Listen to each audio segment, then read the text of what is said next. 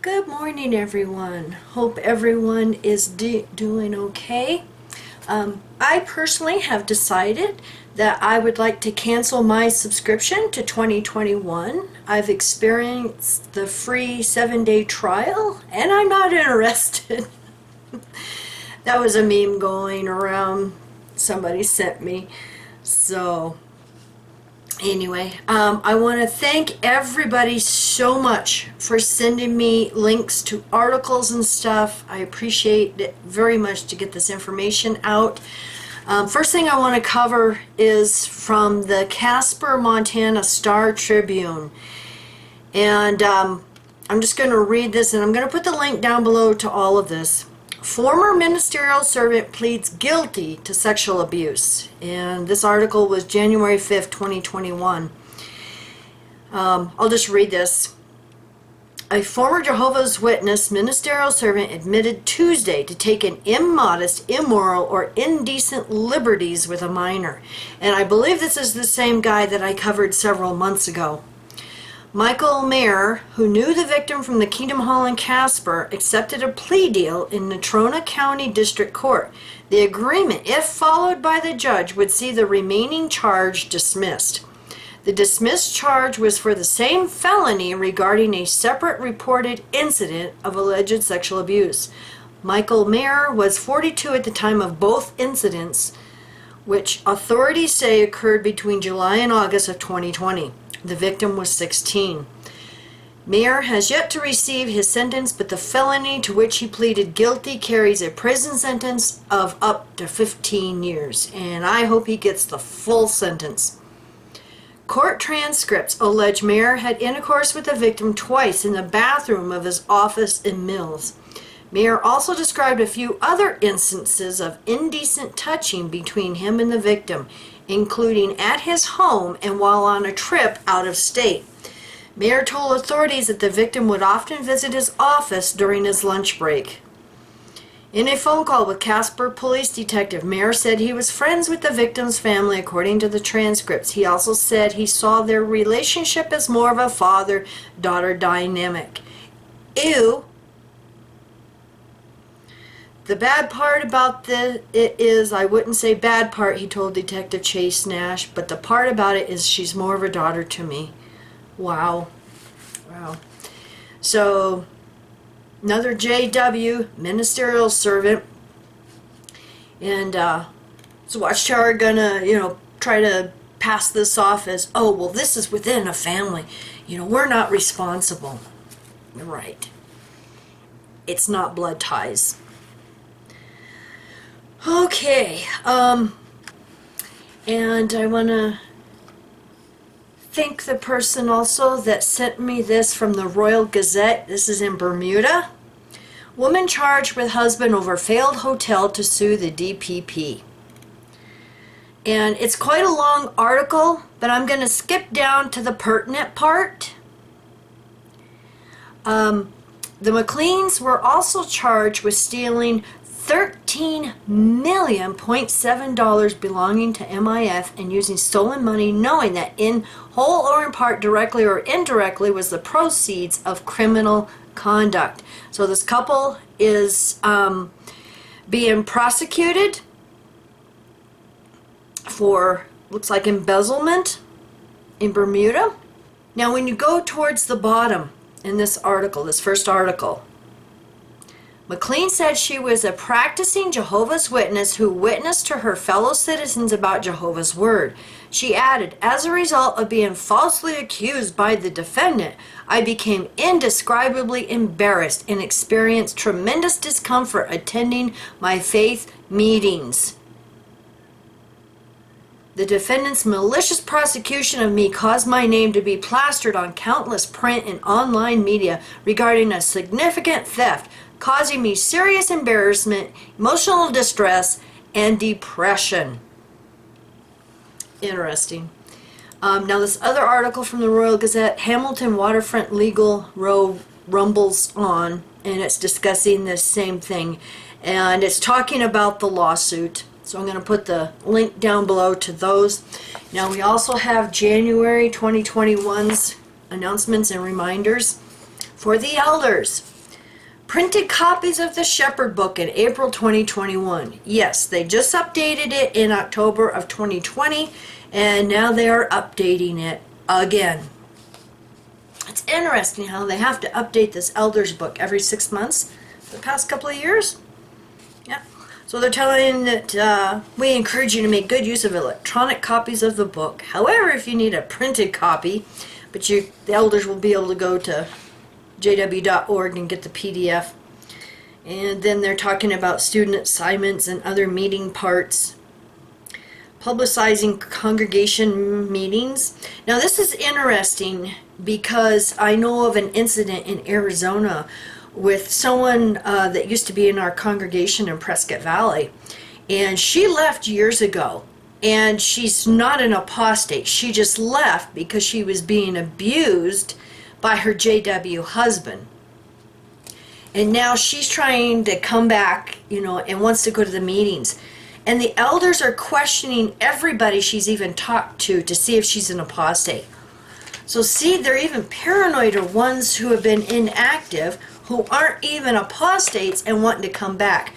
So, that reminds me, while I'm reading this, publicizing congregation meetings. We would like interested persons in the community to know how to attend congregation meetings while Kingdom Halls are not in use. Thus, a notice should be affixed to the Kingdom Hall meeting times sign to indicate that meetings are being held by video conference or other means. The notice should include a telephone number for interested persons to call. No details on how to connect to meetings should appear on the sign or be provided in a recorded message heard when the contact telephone number is called. If an individual expresses genuine interest in attending congregation meetings, the details he needs to connect to the program can be provided to him. A prompt response should be given to any messages received. Unless you used to be an active JW and now you've left for several years, they're going to interrogate you and everybody else just to make sure.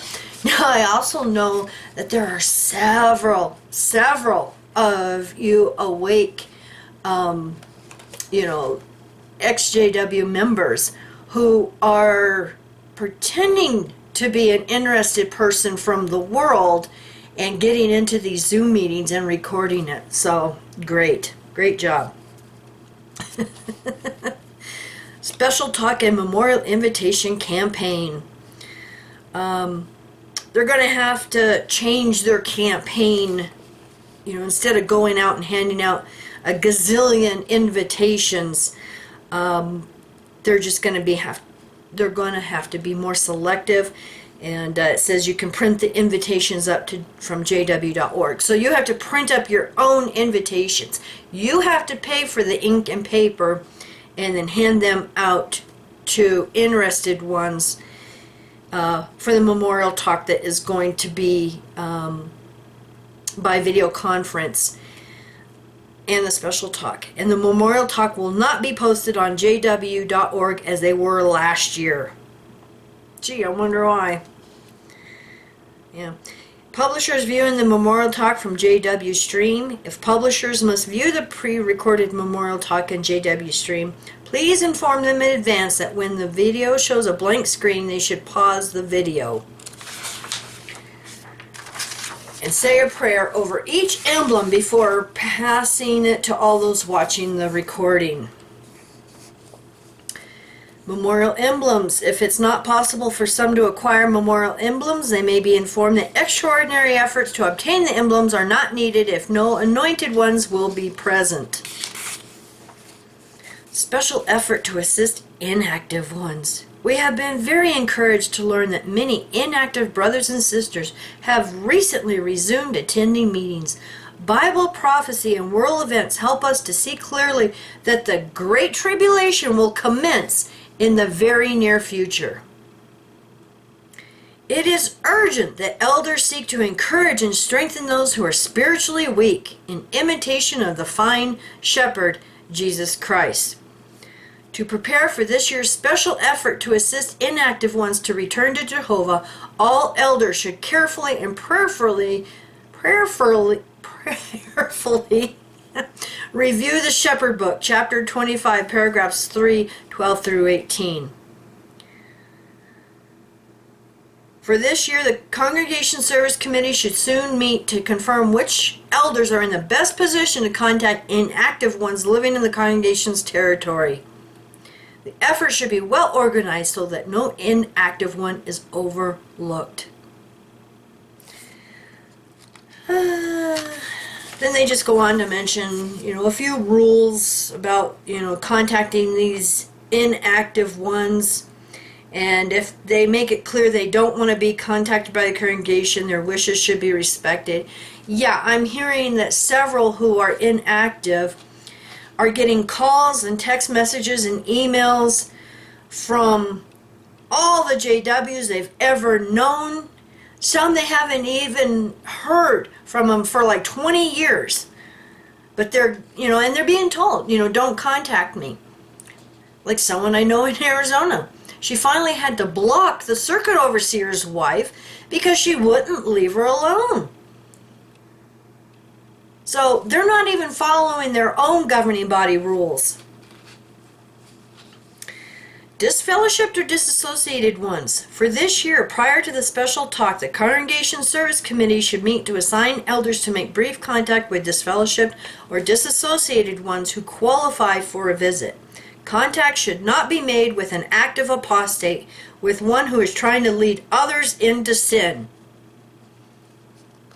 Have we ever tried to encourage any of you into sin? Oh, that's right. Just waking up a person and having them do research on the internet is a sin. It's brazen conduct. And that's why we were disfellowshipped.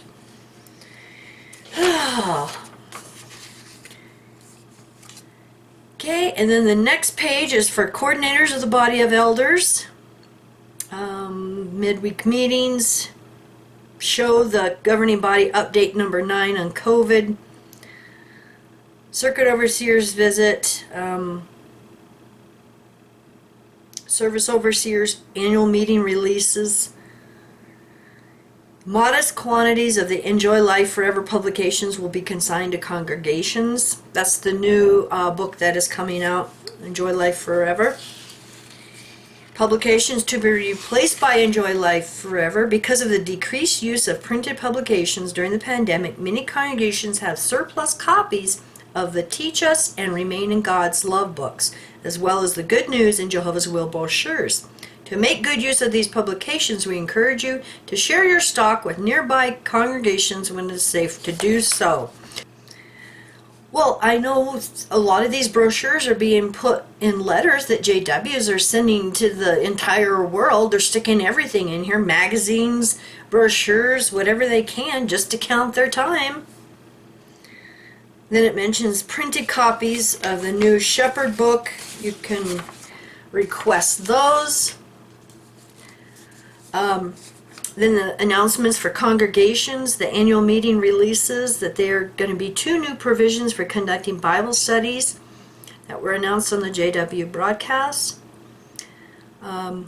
We are pleased to inform you that where possible, the 2021 Circuit Assembly with the Circuit Overseer Program and the 2021 Special Meeting with regular pioneers, special pioneers, and field missionaries programs will be broadcast via a product called JW Stream. And I want to thank all of you because we've already got the 2021 Circuit Assembly and the Circuit Assembly talk with the branch representatives. So thank you guys. Appreciate that. Circuit Overseer's visit has to be flexible, and it's going to be held by video conferences. Preaching work, because of the high risk of transmitting or contracting the COVID-19 virus. Yeah, like our friend's aunt who just got it from Jehovah's Witnesses studying with her and passed away. Ugh. This includes not making in-person return visits or conducting in-person Bible studies. Well, it's too late for this elderly woman, isn't it? Isn't it? I still would like to have Watchtower, the Jehovah's Witnesses that called on her, and the congregation, a lawsuit against them for this. Please continue to take advantage of other methods of witnessing. It's not going to do any good, Watchtower. They're not listening to you. We're still hearing about witnesses going knocking on doors of return visits and showing up unannounced to do in-person return visits and Bible studies. While the elders will be pleased to provide you with training, no one should feel pressured to participate in any specific method of preaching, since each publisher's circumstances are different. Regardless of the methods of witnessing you choose, be assured that Jehovah is pleased with your whole-souled service. And many of us who are still getting letters, guess what? We've got form letters now and tracts and information that we send them back. And some of these Jehovah's Witnesses are putting their personal name and address on these envelopes, and we're sending them information. You know, Kingdom Hall post office boxes, we're sending them information. Of course, they're encouraging everybody to watch the governing body 2020 update number 9 video with Let. So, anyway,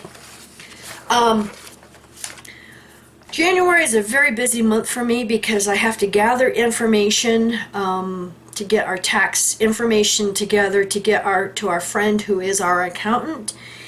And so, you know, don't take it personally if I don't answer any of your emails for this month and possibly the first part of February. And I know many of you are asking for Skype and phone, you know, conversations, and, you know, we appreciate it so much, and we appreciate your love and, you know, wanting to talk to us.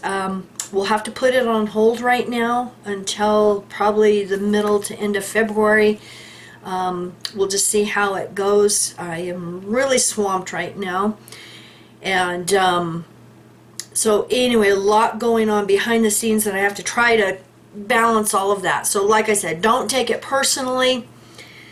And many of you are sending me links to videos and articles, you know, and unfortunately I can't do videos on every single one of those.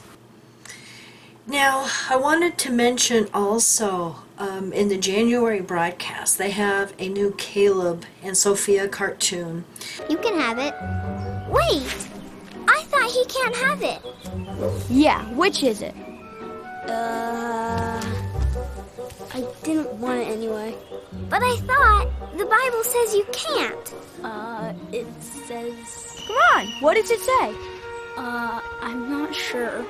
But you came to my house the other day to talk about the Bible, don't you remember? Yeah, maybe that wasn't me.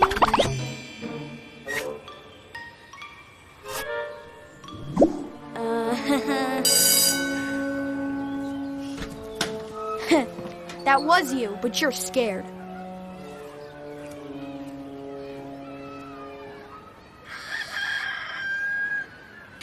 And it's covering Caleb picking up a cupcake at school that was part of a birthday celebration. And first of all, I've never known of kids to be able to have a birthday celebration out on the playground. So Watchtower is so out of touch, you know, with reality. And all the kids had left, and Caleb sees one cupcake on the table, and he goes and picks it up. Now, he doesn't even take a bite of it. And all the kids suddenly show up and start ridiculing him. Oh, I thought you said the Bible said you couldn't do that. And he actually lies. He says, because the one says, oh, well, you were just at my door the other day, you know, telling me about the Bible. And he's like, well, maybe it wasn't me. And then the bully of the playground says, yes, it was you, you know. The thing is this shows how even something like a cupcake can traumatize all of us who had to go through this at school. I remember the ridicule. Same thing. So Watchtower is admitting how traumatic this can be. Now, I want to share an experience my daughter had. She was visiting a friend in Wisconsin. They actually pioneered together, regular pioneered together, so it was like her pioneer partner in Wisconsin. And she had gone back for a visit, probably about 2008, 2009, thereabouts. And she was staying with them. And the daughter came home from school with blue frosting on her face and her clothing. And of course, they found out that she had eaten a birthday cupcake at school.